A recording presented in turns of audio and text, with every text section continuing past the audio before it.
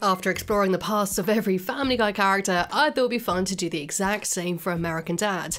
And with over 20 characters to get through, we better get started.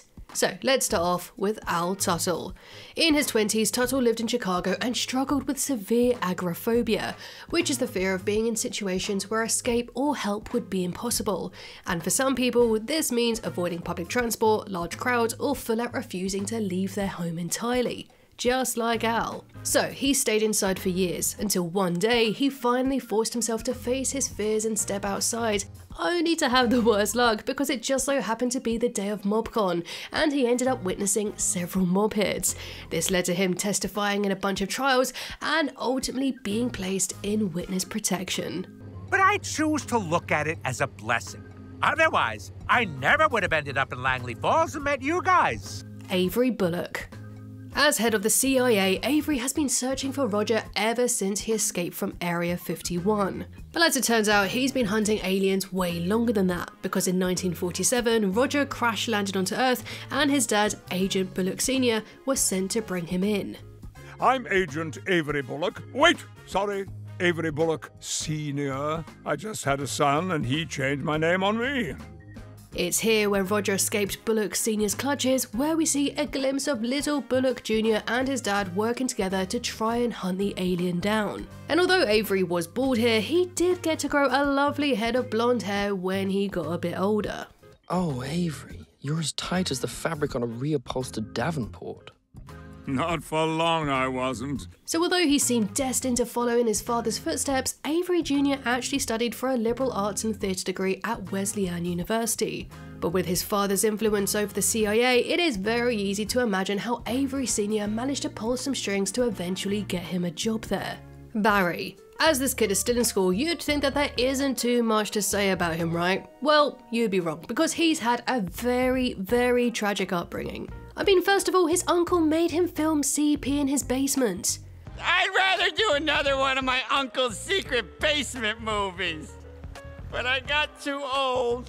And his parents had absolutely no idea, probably because they were far too busy with their S&M and swinger lifestyle. But what's the deal with the gag and kimono? I don't know, but I walked in on my parents once and they were using all three. And when his parents were having their quote-unquote wrestling parties, Barry had to hide in the treehouse and wear a blindfold and headphones. Time to put on our blindfolds and headphones! All in all, Connie and Ted Robinson appear to be very neglectful parents, with Barry once mentioning that they never care about him. Mom, can Barry stay for dinner? If it's okay with his parents. Oh, they won't care. They never care. And he also described their relationship as toxic. My parents used to be passive-aggressive like you. Very toxic. So perhaps it's because of his effed up childhood that Barry became psychotic and so was forced to take medication that made him dumber. So yeah, Barry isn't as simple as he first appears. Now, your worst fear will come true! Billy. So where did this freaky little boy come from?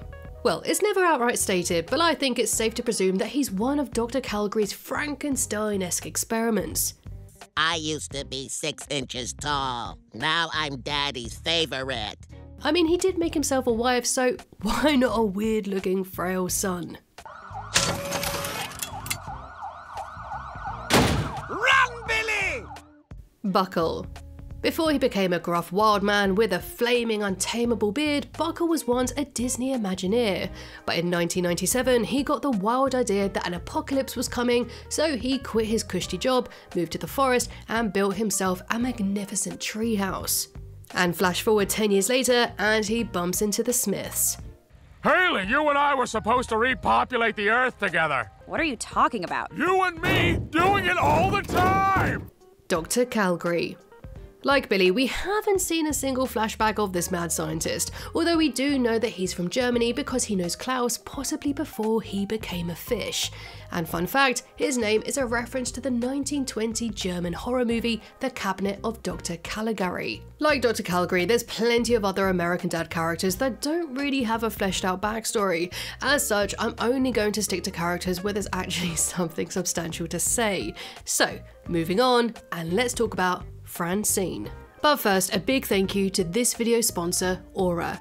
So you may not know that last year saw massive data breaches from giant companies like Bank of America and Citigroup, and what's shocking is that they don't need to report these breaches for months, which is common with these types of breaches, and according to IBM, it takes a company on average 277 days to report a breach. So your bank could be breached right now and you could be months away from learning about it. This means that personal information like your name, social security number, email, and home address can be up for grabs for hackers. But luckily, Aura is here to help. Aura monitors your personal data and alerts you if anything has been leaked to the dark web. It also removes you from annoying data brokers that sell your data online, meaning far less junk mail for you. And that's not all, because not only does Aura antivirus software protect you from spyware and malware, but it's also a VPN on top, adding a whole new level of protection. So if you value your privacy, head to aura.com/Lydia or click the link in my description to try 2 weeks for free. Thank you to Aura for sponsoring this video. Franchine. Born in South Carolina to wealthy parents Nicholas and Cassandra Dawson, little Franny could have had a very privileged upbringing. And I say could have because when they found out their kids aren't allowed to fly first class, they had to make a very tough decision. Fly first class or fly coach with their daughter. Can you just give this away for us? You're a doll. Oh, thank God. For a moment there, I thought we were going to have a problem. I'm sorry, but abandoning your only daughter because you want to fly first class is cold. But if you ask me, I do think that Franny was far better off without these neglectful parents in the long run. You completely abandoned Franchine? Yes, we did. And we had a great vacation. And if being abandoned by your parents wasn't bad enough, when Franny was just a toddler, she accidentally fell down a well, making national news. The whole country was worried about her, but eventually she was rescued. Sadly, the firefighter who saved her was believed to have died during the rescue, which, did leave Franny with a deep sense of guilt that would stay with her well into her adulthood. Franchine was then sent to a Catholic orphanage, and when she was 5, a Chinese couple named Mama and Baba Ling discovered her. But since adopting her was too expensive at the time, they waited until she was 7 to officially take her in. She was too expensive, but we visit her while we wait for market to fall. But unfortunately, during that time, the nuns had taught her how to be prejudiced against left-handed people. By the time we adopt her, she was convinced that left-handedness was evil. Although Franchine was taken in by loving adopted parents, her teenage years were still pretty wild. She developed a crush on her algebra teacher, Mr. Feeney, to the point where things took a very dark turn when his wife found Franchine in their closet sniffing his t-shirts. I lied and told the police we were lovers. He either killed himself or he's in jail. Franchine, for God's sake, I got him! And then in high school, Franchine accidentally set the school on fire while trying to smoke a cigarette. But instead of facing the consequences herself, her adopted sister, Gwen, decided to take the blame for her. But the darkest moment of Francine's past has to be when she killed her college roommate. Yeah, I killed my college roommate. I can't believe you didn't know that. I stabbed her. This incident might have happened while she was competing in an underground fighting ring. Yeah! You're dead, Becky! In her early 20s, Franchine landed a role on Scarecrow and Mrs. King and was just about to deliver a big line until a young George Clooney stole her big moment. She blamed him for ruining her acting career ever since and has never let go of that grudge. But years later, as an adult, she finally got her revenge by making Clooney fall in love with her, only to then plot his murder. Well, I'd better run. George Clooney's head is about to have a big opening weekend. So with her dreams of Hollywood stardom crushed, Franny threw herself into the wild lifestyle of a rock and roll groupie in the 80s, and she had so much sex that she planted a rosebush for every person that she slept with, ending up with the largest sex garden in all of North America. Rumor has it within its unexplored depths lives an Indian tribe who have never seen a white man. Ooh. But soon enough, Franchine was ready to settle down and get married, but not to Stan, to a pilot called Travis. That's if his plane hadn't gone down and he was presumed dead. That's just a reenactment of what I did when I found out. As it turned out though, Travis actually survived the plane crash, but it was too late because Franchine had already met the man that she was going to marry. While hitchhiking, she got picked up by an up-and-coming CIA agent called Stan Smith. But the ride took a turn when Stan accidentally ran over a raccoon, but instead of driving off, he put the poor creature out of its misery. And to Francine, this was the most compassionate thing that she had ever seen, and in that very moment, she felt an undeniable attraction to him. The two fell in love and shortly got married after, but not before she had one last fling with a guy called Joe Larson. Baby, would you like to sit down? Here, let me wipe your seat out for you. This raises the question if Hayley is actually Joel's biological daughter. So, after tying the knot, Franny tried her hand in stand-up comedy, drawing inspiration from her experience being raised by Chinese parents. In first grade, they sent me home with lice. My parents said, "Of course she has lice. She has it for lunch every day." But Stan put a quick stop to that by getting her memory wiped. You started working nights. It affected my schedule. After this, Franny became a stay-at-home wife and went on to give birth to Hayley Smith. Hayley was actually born while her parents were on safari in Africa, despite doctors explicitly advising against it. And Stan, of course, had his earplugs in when Francine's water broke, completely missing the moment. But luckily, a very helpful baboon was on hand to help assist with Hayley's delivery instead. Francine, you make coffee? Also, in a pretty dark twist, Hayley had a twin brother called Bailey, who sadly passed away because Stan didn't give him any of his vaccines. Stan, I think we should get Hayley and Bailey vaccinated. We'll talk about it later. When Hayley was little, she was known as Happy Hayley because she smiled all of the time. She was a total daddy's girl and they used to play guitar and sing together. But that would change when she turned 7 and saw a man club a baby seal on TV, and witnessing something so disturbing was a big turning point for her, marking the loss of her innocence but sparking her fight for social causes. Not long after that, Hayley's dad enrolled her in Project Daycare, a secret CIA program that brainwashed kids into becoming sleeper agents. Thankfully, the project was eventually shut down after they discovered that if an agent were activated for more than 7 days, they turned on their handler. But later on in life, Stan triggered it, causing Hayley to snap and try to kill him. Can you ever forgive me? So nobody knows why any of this happened? No. Then yes, I can forgive you. Little Hayley had a wild temper, so when her first boyfriend dumped her, she snapped, beating everyone up before taking her fury out on the poor class hamster. The autopsy showed the hamster was pregnant. And it didn't get any better because in her teen years, every time she hit a new stage of puberty, she had a massive meltdown. This is as big as they're gonna get! Jeff Fisher. Not too much is known about Jeff's childhood, aside from the fact that in Season 2's Joint Custody, we find out that his mother ran away before he was born. How could she do that? With his mum out of the picture, his father wasn't the most supportive to say the least, seeing his son as a total idiot loser. But if that were true, that would mean my son is a worthless piece of crap who never accomplished anything. And if his childhood couldn't get any more messed up, he once saw someone get murdered. When I was little, I saw a man stabbing his family at a rest stop and I pretended not to notice. Jeff may be best known as Hayley's husband, but he was married before. His first wife was an unknown 71-year-old woman, and he became stepfather to her daughter Patricia. Back when I was into cougars, I married her mom, who was 71. That's hot. That's a hot way to live. Klaus. Before he became a little fishy, Klaus was an Olympic ski jumper from East Germany. He was also in love with a woman called Elsa, but was heartbroken when he caught her cheating on him with the entire East German bobsled team. Something that would definitely stick with him well into later life. Ah yes, this message is for Hans Jr. Your mom is a total slut. But his life was about to get a whole lot worse when, during the 1986 Winter Olympics, the CIA captured him and swapped his mind into the body of a goldfish. Well, what were we supposed to do? Just let East Germany win that gold medal? Not on my watch. Principal Lewis. Lewis's family was apparently the inspiration for the sitcom Different Strokes, with Brian Lewis specifically being the inspiration for Arnold. My older brother William, aka Willis, and I were adopted by a rich white guy.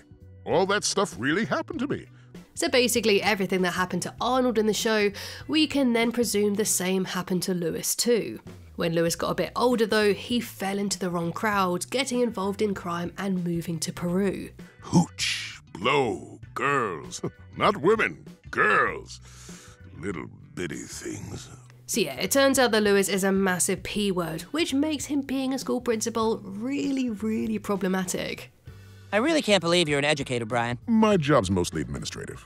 Eventually, this all caught up with Lewis and he was sent to prison for 3 years where he met Tracy Bryant. And after beating up his previous husband, he then made him his prison wife. When he got out, you'd hope he turned his life around, maybe go on the straight and narrow, become a respected educator, or lead a very quiet life. But let's be real here, Principal Lewis is just as wild as ever. Roger. We don't know much about Roger's parents except for the fact that Roger claims that he ate his father when he was 15. When I turned 15, I ate my dad.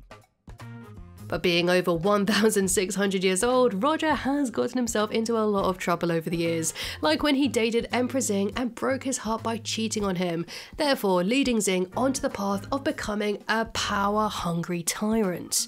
It is unclear exactly when this happened in space years, but we do know that Roger first crash-landed into Earth in the 1800s. Roger survived and was taken in by the Meekas, who were a family of fur trappers heading west. The Meekas treated Roger like one of their own, but on their journey, a wheel fell off their wagon and rolled down a very steep hill, and it took Roger days to retrieve it, but by the time he returned, the entire Meeka family had died of various Oregon Trail-related deaths. Roger eventually returned to space and stayed there until 1947 when he was sent back down to Earth. It was his belief that he was on an important mission to decide the fate of the inhabited planet, but in reality, his alien race had actually assigned him to be, well, he was basically a crash test dummy for the spaceship.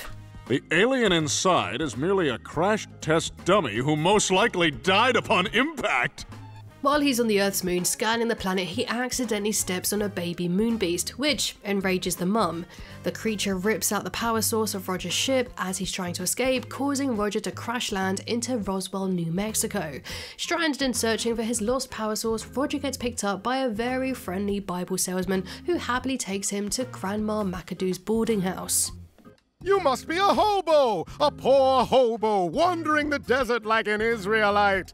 Despite Roger's appearance being, well, an alien, Miss McAdoo welcomes him into their group with open arms. But then Avery Bullock Sr. arrives at the house to see if they're hiding a secret alien fugitive. So thinking on the spot, Roger quickly throws on his first ever human disguise. Well, this didn't work. I beg your pardon, madam. Wait, you think I'm a woman? It's at this very moment that Roger discovered his uncanny talent for impersonating and blending in as different personas. And eager to expand on his repertoire, he and his friends head into town where he stumbles upon his ship's lost power source being presented at a tent revival. To get it back, Roger disguises himself as an angel and tries to convince the preacher to hand over the crystal. As he tries to sneak out, he's caught by Bullock Sr., who plan to take him straight to Area 51. It's called Area 51. State of the art, makes Area 50 look like Area 49. But his new friend saved him by causing the car to crash. Great plan, gang. I mean, I almost died, but good plan. Good, not great. And just when it seems like Roger is all in the clear, the real moon beast shows up for revenge. And Roger tries apologizing, hoping for compassion, and for a brief moment it did look like it had worked. The creature even morphed into Roger's likeness, but it turns out to all be a trick, leading to Bullock capturing the moon beast instead of Roger. Despite his new friend's help, Roger hides from them without saying goodbye in order to keep them safe from the government. And with his ship's power source firmly back in his hands, Roger has the chance to return to space, but instead decides to stay on Earth and become the fellow traveler. His date with Destiny and the Smith family still decades in front of him. He is the fellow traveler.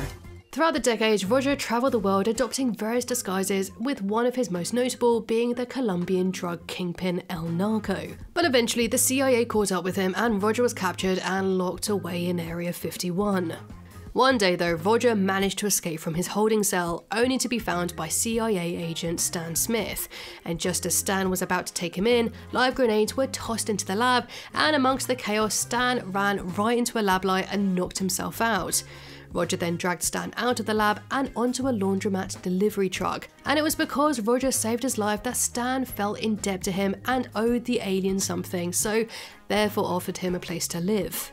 And Roger and Steve built a very brotherly bond, and they even worked together as twin actors in commercials. Is that Roger playing the same kid? You can tell us apart. Impressive. So now let's move on to Roger's son, Rogu. Because of the stress that Roger suffered in balancing all of his alter egos, he eventually developed a tumour. Well, on you catch the side flip.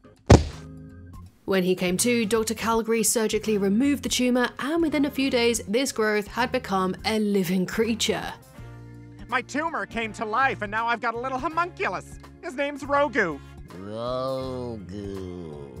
It turned out that Roger's body knew he was so overwhelmed, and so made Rogu to therefore ease the burden. My body gave me a solution. It sensed I had too much to do, so that's why it gave me Rogu. Reginald Koala. Before he was a marsupial, Reggie was once a homeless man, but one day he came across an ad offering free food in exchange for taking part in a CIA experiment. But before he could even take a bite, a helmet was screwed onto his head and his mind was swapped with a koala's. So now trapped inside the body of an adorable, fuzzy little creature, Reggie was turned into a little CIA agent. And unfortunately, we don't really know too much about his life before he became Snot. When he was really young, his father, Lonnie, abandoned him. I'm gonna fail because my dad went to Home Depot 5 years ago and never came back. The actual reason why he left was because he was a demolition derby driver and was the best in the business.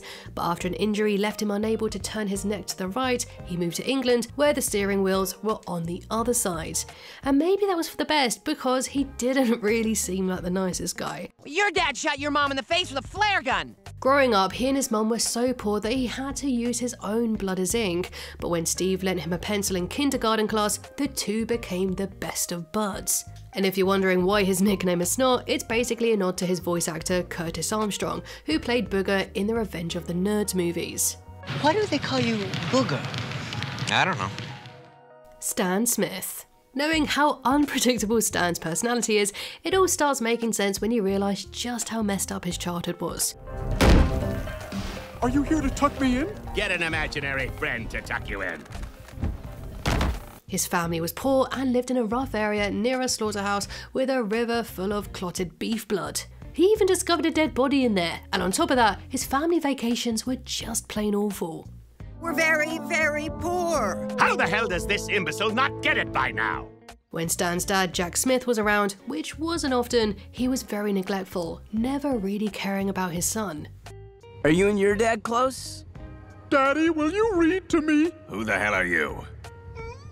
One time, Jack left poor Stan alone at a Harlem Globetrotters game for so long that the team actually took him under their wing for a whole month before his dad finally came back for him. But by then, Stan had grown so attached to the Globetrotters that they had to yell at him just to get him to leave, adding yet another traumatic moment to his life. The Globetrotters didn't abandon me. My dad did, which is way worse, because that ain't never going away. The one good memory Stan had with his father was working alongside him as his assistant garbage man for Smith & Son waste removal. Other than that, Jack had so little interest in his son that he actually paid his friend Hank Henderson to pretend to be Stan's imaginary friend. Jack realized his prayers had been answered too. He never had to spend time with his son again.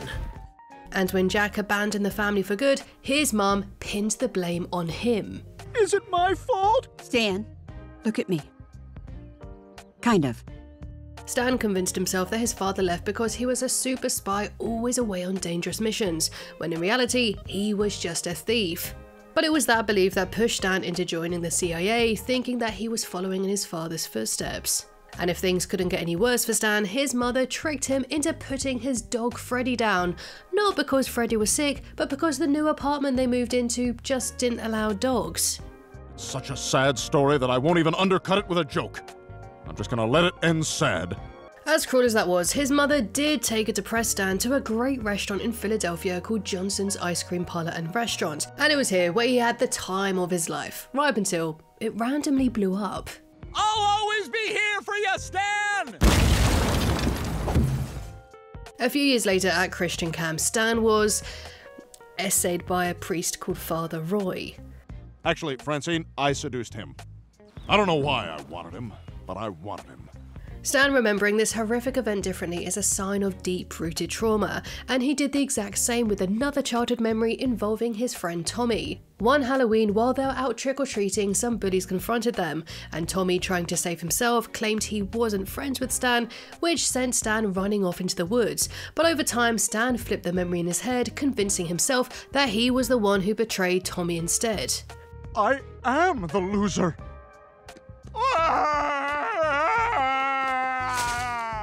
Regardless of what happened though, Stan's innocence quickly deteriorated after his dad left. His mum forbade him from ever playing with dolls and doing other feminine things so he could become the new man of the house, a title he took a bit too seriously. Because in order to help her avoid the same heartbreak, young Stan kidnapped each and every one of her new boyfriends and took them to a deserted island. But by refusing to allow a stepdad to enter the picture, Stan took a lot of adult responsibilities at an early age himself.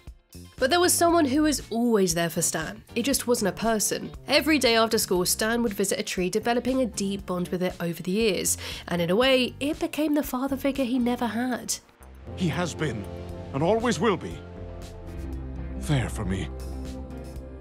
So it's safe to say that Stan's childhood was very rough, but his teen years weren't much better. I had a bully once. Stelio Kontos was his name. He was as mean as he was Greek. One time he made me keep a live bat in my underpants all day. Gave me ass rabies. His most humiliating moment came when he was promised a dance with the homecoming queen, only for it to be a cruel prank where pigs were dumped on him.